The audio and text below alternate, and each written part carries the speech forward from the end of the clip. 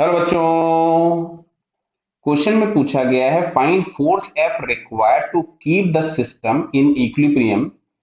The dimension of systems are given. Assume that rods are massless. Clear है? आप सुनो इधर जैसे समझो। ये जो 100 न्यूटन लग रहा है वो इसको घुमा रहा है क्लॉकवाइज। दिख रहा है क्या आपको? बराबर है। अच्छा, ये जो एफ लगा हुआ है ये भी क्लॉकवाइज ही घुमा रहा है। तो भाई दोनों अगर क्लॉकवाइज घुमा रहे होंगे तो टॉर्क तो जीरो नहीं हो सकता। क्लियर? यानी टॉर्क को जीरो होने के लिए जो भी हमारे पास फोर्स लगना चाहिए वो इधर लगना चाहिए कहीं पर, जो रिक्वायर्ड फोर्स है, यानी समथिंग टाइम्स आई कैप के लॉन्ग होना चाहिए। क्लियर है? अब सुनते जाना बात को ध्यान से। ये हमारे पास एफ रिक्वायर्ड है और दोनों के टॉर्क अगर बैलेंस हो गए तो नेट टॉर्क जीरो हो जाएगा। अच्छा, ये जो एफ रिक्वायर्ड हम लोगों ने लगाया, अब क्या दिख रहा है? ये इसको इधर घुमा रहा होगा। मैं भी एक्सप्लेन करूंगा आपको और आप समझो। तो दोनों के सेंस ऑफ रोटेशन अगर अपोजिट हो गए तो नेट टॉर्क जीरो होने की पॉसिबिलिटी है। तो 100 न्यूटन का जो टॉर्क लग रहा है वो लग रहा है 100 into perpendicular distance D.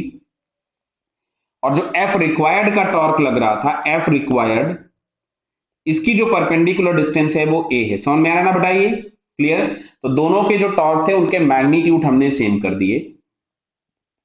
100 into D, D दिया था 0.3 is equals to F required into A दिया था 0.2। इससे पॉइंट से पॉइंट हटा दिया। यहां से जो एफ रिक्वायर्ड आ रहा है उसका मैग्नीट्यूड आ रहा है 150 न्यूटन। कितना आ रहा है?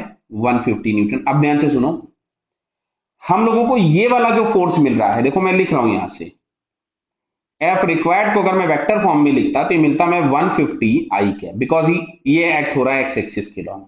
लेकिन सुनो, बहुत ध्यान से समझना। अच्छा, एक वेक्टर मान लो ये दिया है कोई भी ए। अच्छा, तो इधर की तरफ में अगर मेरे को इस वेक्टर को लिखना होगा तो मैं क्या लिखूंगा? क्या मैं माइनस ए लिखूंगा? समझ रहे हो बात को? समझ रहे हैं आप लोग? अगर ये वेक्टर ए दिया गया है और मेरे को इस वेक्टर को इस डायरेक्शन में लिखना है तो मैं माइनस ए लिखूंगा।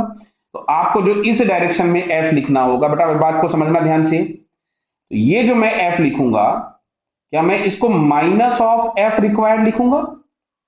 और एफ रिक्वायर्ड हमारे पास कितना था? 150।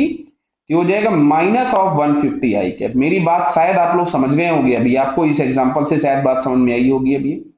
तो F required is equal to, हम लोगों के पास था 150 आई कैप, बट जो हमसे एफ पूछा गया था वो एफ रिक्वायर्ड का उल्टा दिया हुआ डायरेक्शन में।